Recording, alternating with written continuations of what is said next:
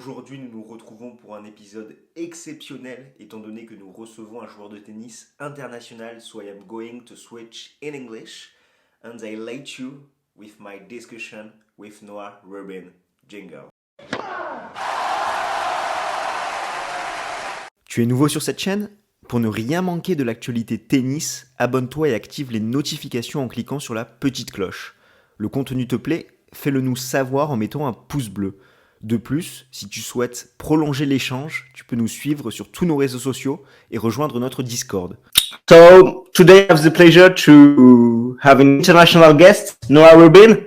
Welcome to Games and Talk. Yes, thank you so much for having me. I'm happy to be here. Yeah, thank you. So you are an American tennis player and your best ranking was 125, I think. And you are the founder of BehindTheRacquet. Yes, so today we are going to talk about your tennis experience, website, and this incredible situation with the coronavirus. First of all, how are you? In fact, you have been injured during some months in 2019. You played a great challenger in January. You beat our French tennis player, Lucas Pouille. And you lost only against Stevie Johnson. So what are you feeling on the court? Yeah, I had some issues in the beginning of January coming back from my injury. Wasn't feeling great, but won a good match against Mackenzie McDonald at the New York Open, and that was my first win of the year, and that gave me a little bit of confidence. So then, had some really tough matches at the Delray Beach Open, beating Lorenzi, and then Istomin, and then Jason Jung. So had some momentum, and then played some great tennis at the Challenger in Indian Wells. So obviously, sadly, what's happening right now with the coronavirus, it's bigger than tennis, but yes, it has halted my momentum in the world of tennis, so it's kind of disappointing, but at the same time I'm happy that before that we stopped playing that I had some good memories about tennis. I had some good wins. It's it puts me in a better state of mind to relax at home right now. So it's good. No props on your body.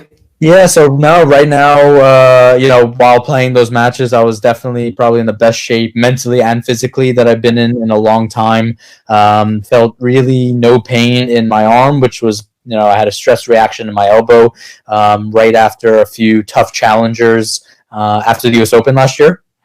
And that led to the time off. So, no, while I was playing, a few things here and there, but I could easily fight through it. Felt good to get some wind under my belt, and here we are today. Yeah, great. I'm pretty sure French viewers don't know perfectly your game. So how can you define your style of game? That's difficult. I think, a lot of my game style, the fight and the size-wise has been compared to, possibly like a David Ferrer. Also a Goffin is somebody who I've modeled a lot of my game after. We're the small guys, so I think I have a little bit more firepower than some of the guys around my height. And I think my speed is up there with some of the best guys in the world right now. A lot of people have compared me to, a Demonar or a Dimitrov, one of those guys in the speed category. But, I use my speed for offense and defense, and but definitely a counter puncher, somebody who's going to run down a lot of balls, who's going to outwork you, every once in a while hit a winner past you and ace you a few more times than you think I will.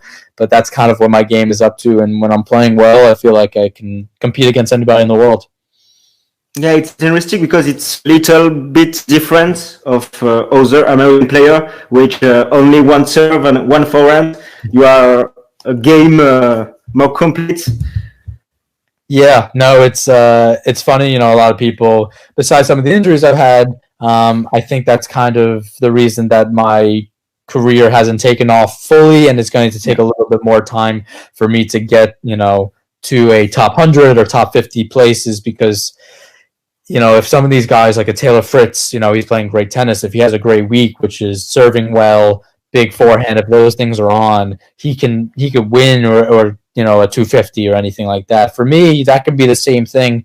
I just think it's a little more difficult for my game. I think it takes a little more experience for my game to evolve. So, I have a lot of learning lessons. I feel like I'm still young. I'm 24. I have, possibly another 10 to now 15 years, look at some of these players, but at least another 10 years to play tennis. And I'm excited to where my game's going. And I think it could really make a big jump soon.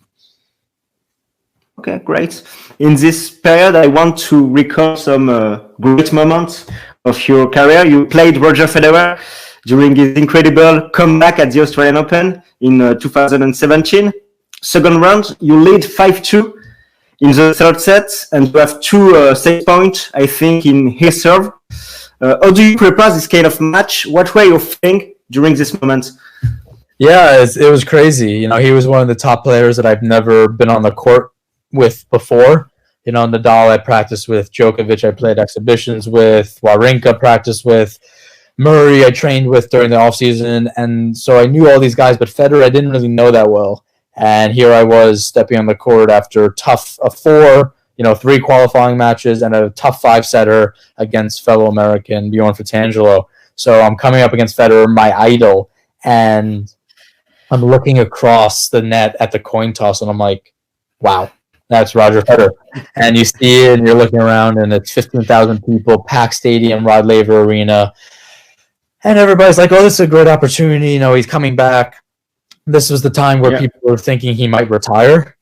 So people were kind of up in the air about everything. And he lost a set in the first round. I actually finished my first round match before he did. And I'm like, oh, my God, here I have the opportunity. And he was down, it was 1 set apiece and down a break. And I was like, I might not get the chance to play Federer. I need this. But he came back. He won it. So people were like, oh, he's maybe not playing his best tennis right now.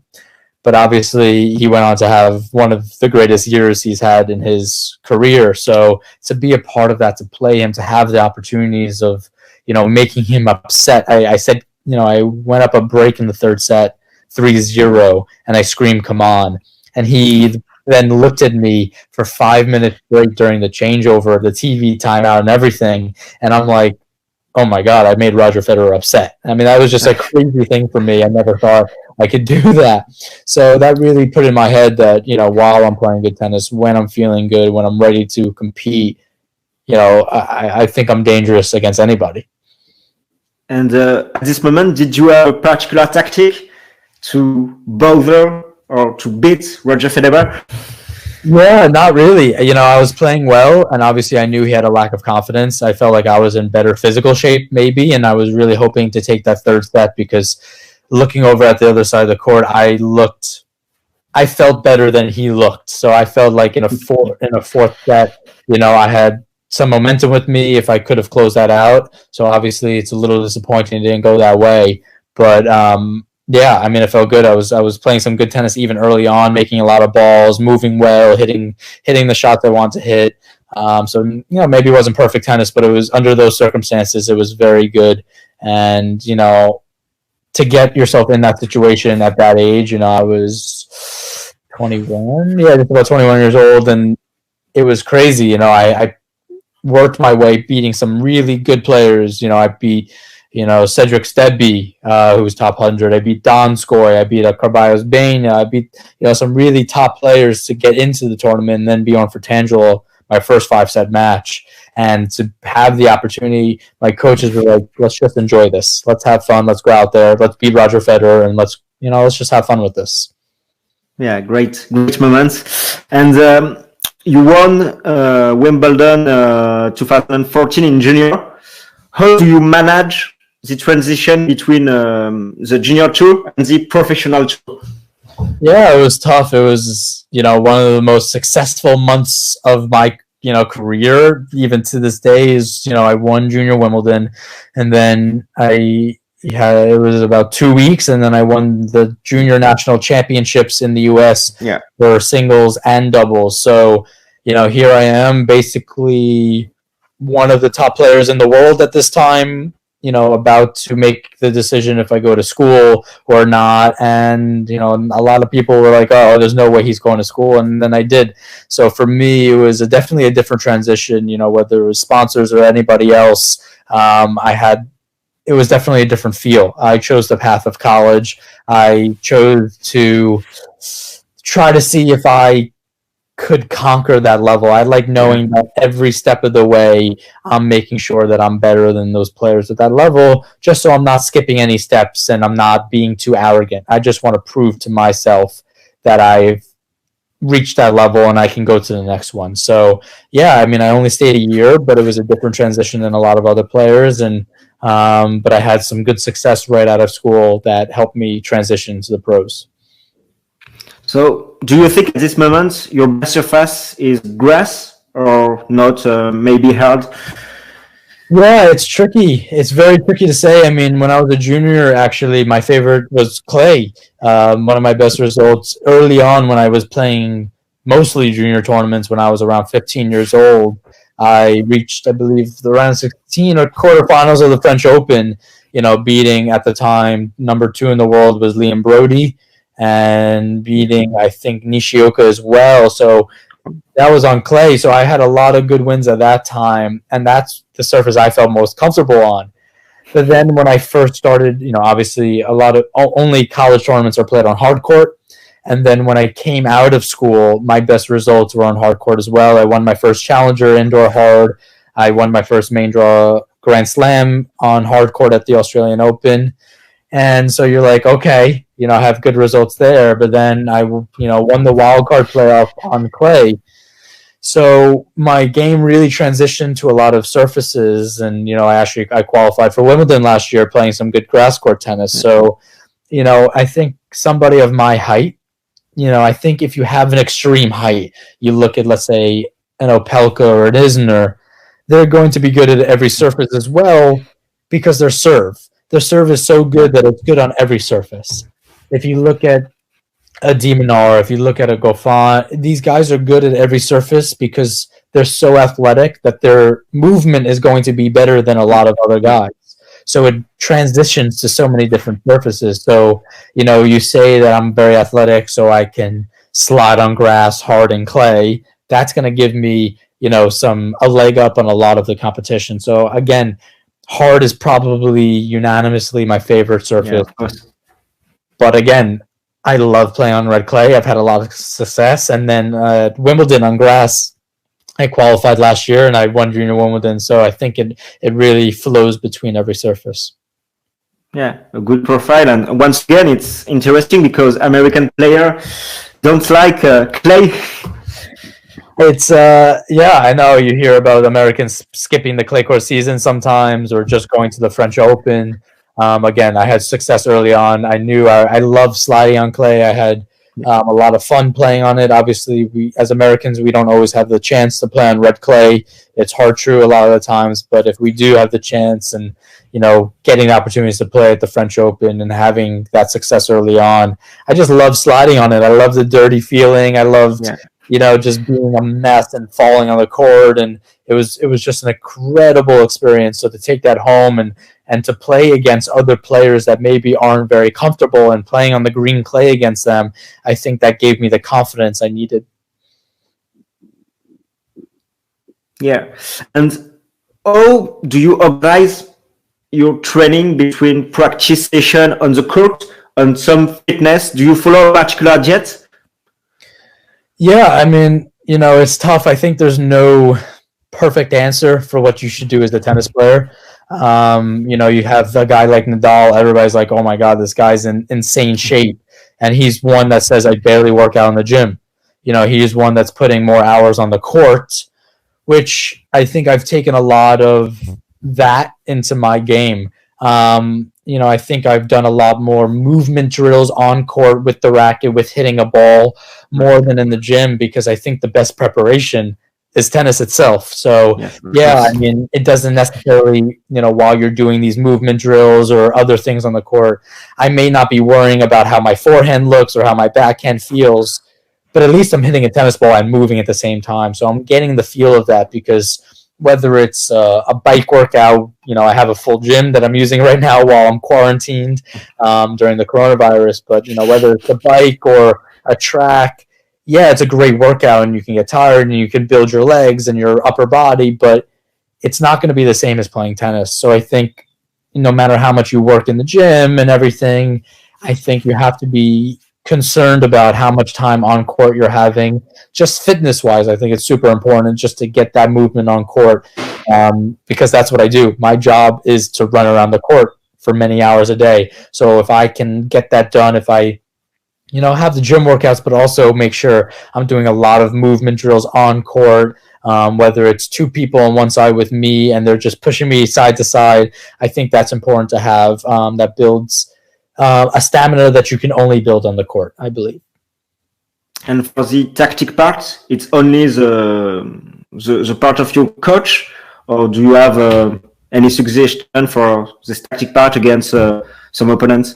Yeah. I mean, you have specific things. At this point, we basically know every player on tour. There's not many secrets anymore, except for some of the young guys coming up that we're already learning about. So again, there's really not that many secrets.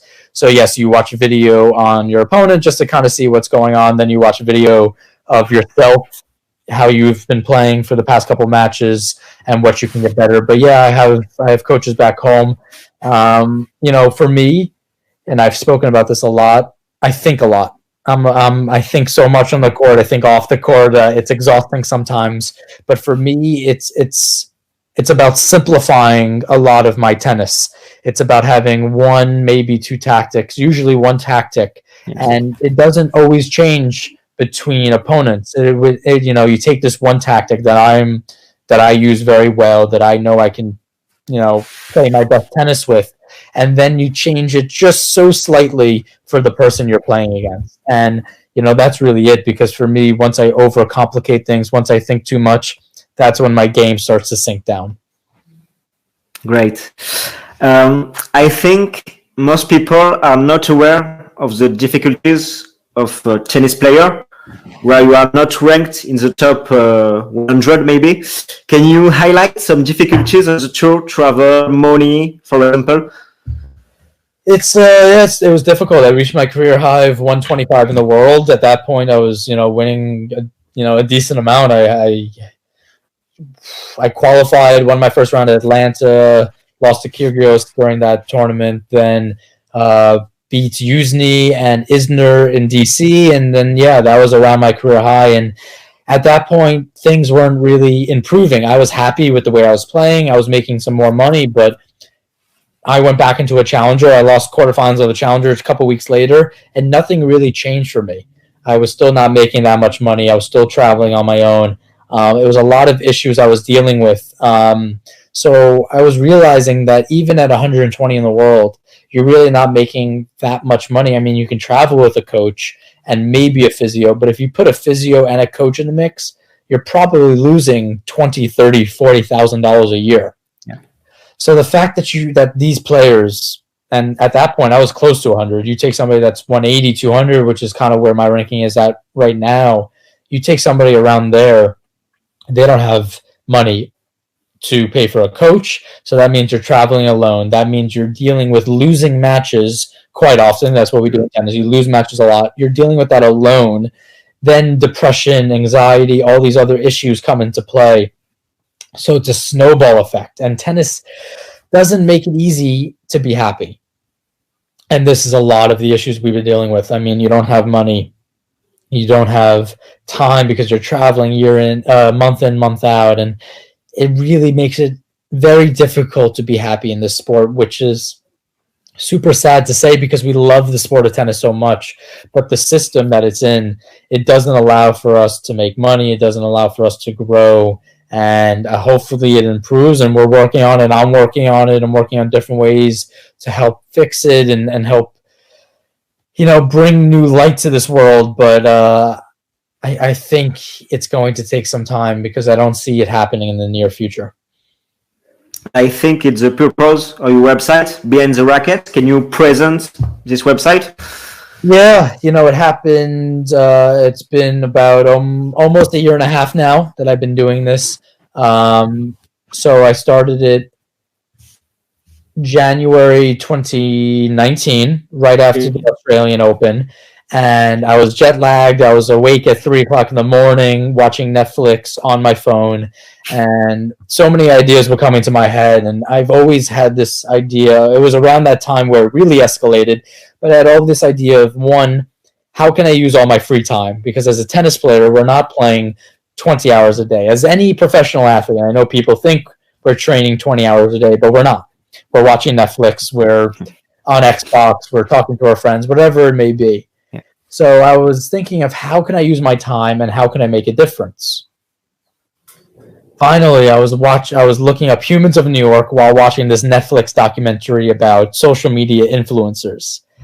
And then it just came to me and I was like, how can I combine this Humans of New York, which is, this social media platform and a website and other things that they ask New Yorkers, everyday New Yorkers, about what they deal with as human beings. And I wanted to bring this human aspect and element to tennis because I thought that tennis was dying down a little bit. It didn't have the excitement it once had. I think we're losing that edge.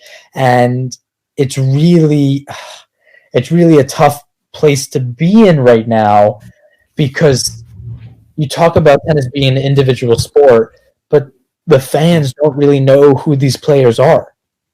So we lost this edge. We lost this personal connection. So I was bringing all of this together.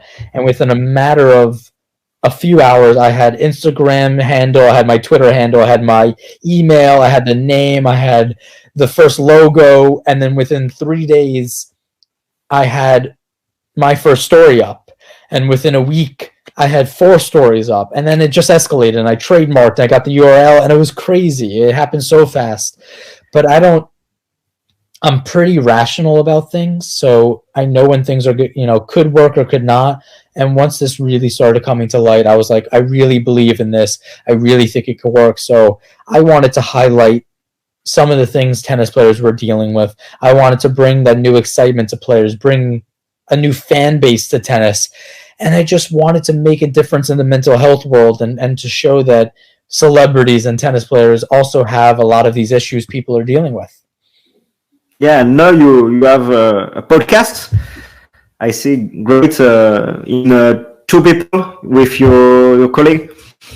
Yeah, so I have my podcast with Mike Cation, who is the commentator for all of the USA Pro Circuit Challenger Tour tournaments. So I went up to him and I said, I really want to do a podcast. I know you're great at them. He's super intelligent, knows a lot about tennis, and we have kind of the same sense of humor, so it works out well. And he was totally on board with starting a podcast with me. And, with this, we kind of do behind the racket-esque stuff. We have talks every once in a while, just me and him, about things going on in my life and the world and of the world of tennis. And then also we bring on guests to ask them questions and to kind of elaborate on the interviews I do with them. So, I do a billion other things than play tennis right now, and the podcast has been a great help to it. So you have created BehindTheRacquet since 1 year. What is your best memory in this new adventure?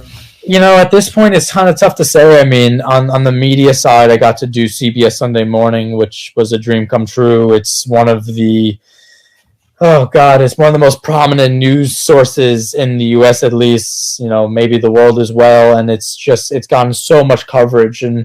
But on the outside of that, the way that I saw Behind the Racket affect people at times, and the way that tennis players have opened up to me, and the way people have opened up to me, and just the open lines of communication now has been incredible and heartwarming, because people are coming up to me and saying, thank you so much. This has really, helped my son. Or, I had people, I had this one person basically ask before his wife passed away to get on Behind the Racket, and to think about how much that has affected, and to think about that's in the front of his mind before his wife passes away. It's so sad and it's so heartwarming, and I'm trying to do everything I can to take this to the next level, and that's why I'm working so hard to make sure that this keeps growing. And it's been difficult at times because there's so much going on in my life, but I'm still putting it as one of the priorities. So good luck the next month. Tennis. A little word about the big three. I have to ask this question. What are your thoughts about Federer, Nadal, Djokovic? More precisely on the GOAT debate. It's tough, you have to say that, in my head, the most dangerous opponent is probably Rafael Nadal at the French Open. That's, but then again, you look back to, I think it was Djokovic's 2012 season. And, so you say Djokovic on hard in his prime, Nadal on clay in his prime, and Federer on grass in his prime are probably three of the most dominant athletes in the history of sports. And it's crazy that we've had the opportunity to see these three guys compete against each other. And, it's tough to say who the greatest of all time is. Federer has done incredible things in the sport, but so has the other two, and I think Nadal and Djokovic will catch up to Federer in the Grand Slam debate. So to have these three competing against each other and what they have done for the sport of tennis is unlike anything else, and I think we'll see tennis impacted once they leave the sport. So you don't have any idea of the Grand Slam records of these three guys?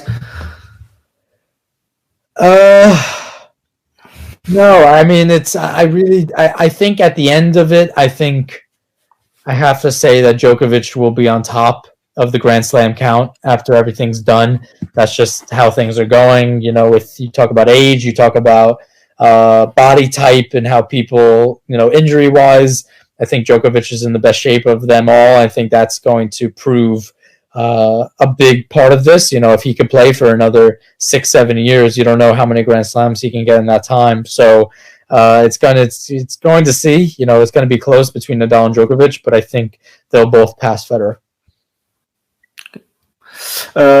What are your thoughts about the future of the American tennis? I think there are 8 players on the top 100. So what are your thoughts for the next year? Yeah, I think we're going to see a big jump for a lot of players. Obviously we saw a few extra ones, get closer to top 50 in the world, whether, you have a Tommy Paul who kind of made a jump, and then you already have guys that were there like a Fritz and Tiafoe and Opelka that have already made that jump. And I think they're going to be there for a long time, and I think it's a matter of time before guys around my ranking make that jump into the top 150 again and then top 100. And we have a lot of Americans playing some great tennis, and I think we're one of the top countries in the world right now, and we're going to be for a long time again. I just hope we have that one or two people like we have in the women's tour make that top 10 jump, because I think that's what we need, a Grand Slam winner to bring this excitement back to the US. And at this moment, what is the best moment of your young career? Oh, it's difficult. I mean, winning my first challenger was great because I had to qualify for it. And so that was 8 matches in 9 days that I had to play, basically 8 matches in 10 days. So that was absolutely brutal. Obviously Federer's incredible moment, beating John Isner was an incredible moment. I think also the challenger I won on clay was a big moment for me to prove to people that I could play on clay court as well.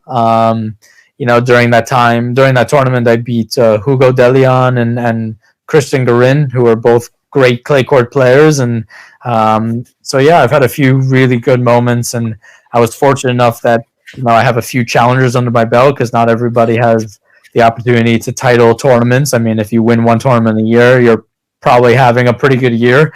So that's the world of tennis we live in. So some cool moments I've had throughout my career, but not one I could pinpoint. Okay.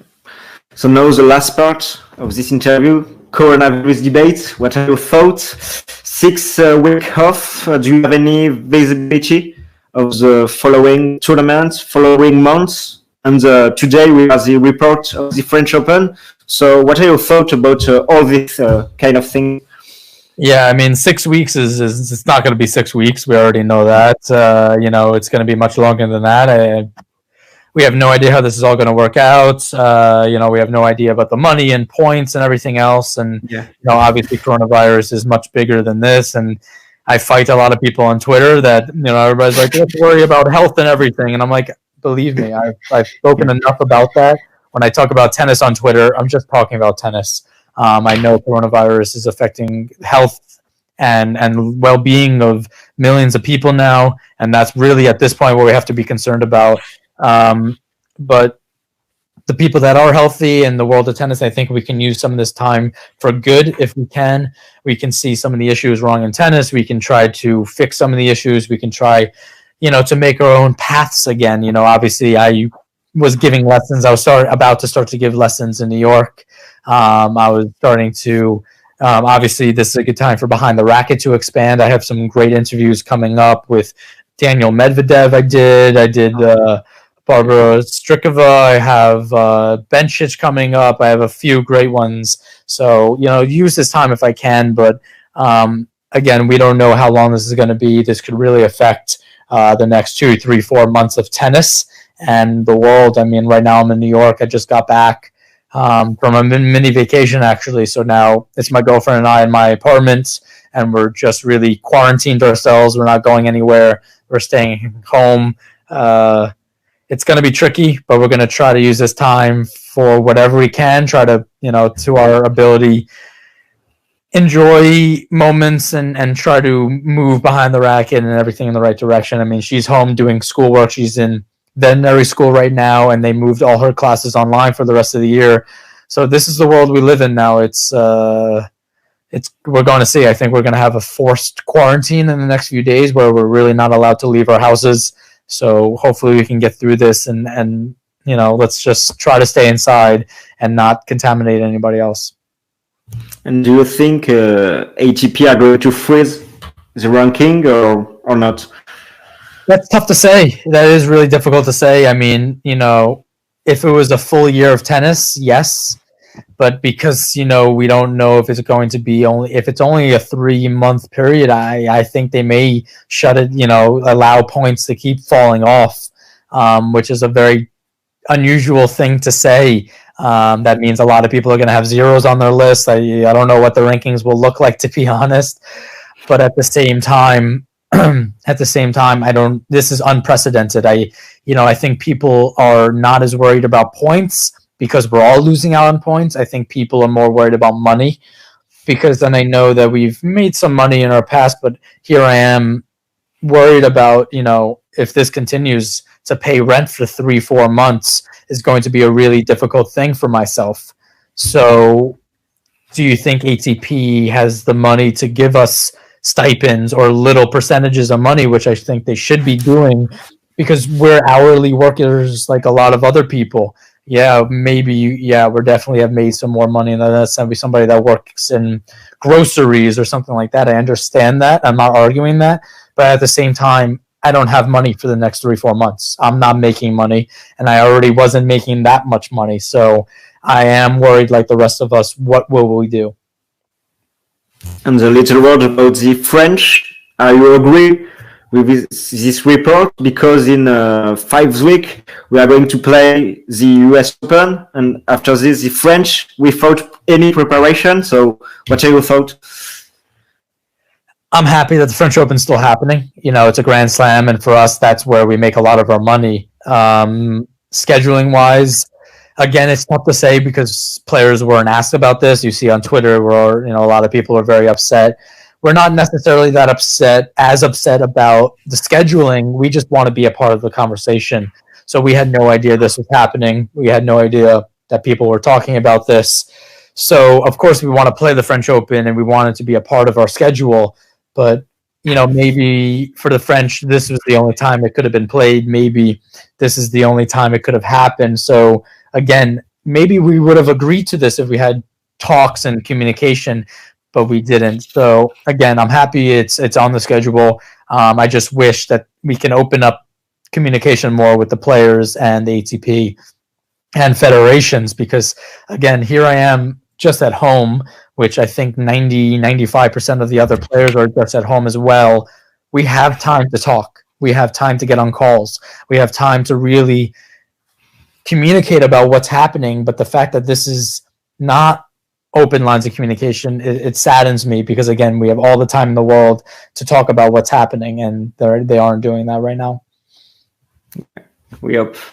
To conclude, I read recently on your Twitter, you want to give some tennis lesson? Yeah, so obviously, I did a couple in LA right before I left Indian Wells for the vacation I took with my girlfriend. But I figured, yes, I'm not doing them for free. I'm getting paid for them, so I need money for myself as well. But at the same time, I don't think a lot of people have the opportunity to hit with professional tennis players. I think it's a very tough thing. So if I can spread my knowledge, if I can spread my love for tennis as well as helping myself get some money, I think it's a win-win. I think it's a lot of fun to get out there. This is something I've never really done before. So I think when things start calming down, but when tennis is still not on the schedule yet, and I'll have, let's say 2, 3, maybe a month or two where it's better outside to go outside and we can play, but there's no tennis tournaments yet. That's when hopefully I can, work on my teaching game, and I can get out there with some of these guys, because, I had a lot of lessons booked up. I was excited to, get them on the schedule, but I'm postponing them right now, and we'll see. We'll get them back on the schedule soon. Yeah, because it's difficult to go outside now with this virus. I don't know how it is everywhere in the U.S. I know it's similar, but in New York, it's closed. Public court, there is nothing. Restaurants are closed. There's some delivery from restaurants, but we think that's going to be closed in the next few days. So it's really, you're locked in your house at this point. So there's no getting out. So postponing everything, and we'll see where we are in a few weeks. Yeah, you are very young. So what are your goals for the following year? Oh, God, yeah. I mean, right now it's make sure I'm in good health mentally and physically, and I'm excited about where Behind the Racquet will be. So I'm working as hard as I can to keep Behind the Racquet moving forward, working hard to make sure that my tennis is in good health, and yeah, just stay healthy and have fun. I think mentally I'm in a good place. I know what I want to have fun with. I know what I want to do. I know how I want to do it. So I'm just trying to continue that and see where everything goes. Thank you, Noah. Thank you so much. It's very interesting for this discussion, and I hope you're great for the following month, for the following tournaments, and for Behind the Racquet, because you have time to improve your website with some interviews. So thank you a lot. No, thank you for having me. Bye-bye.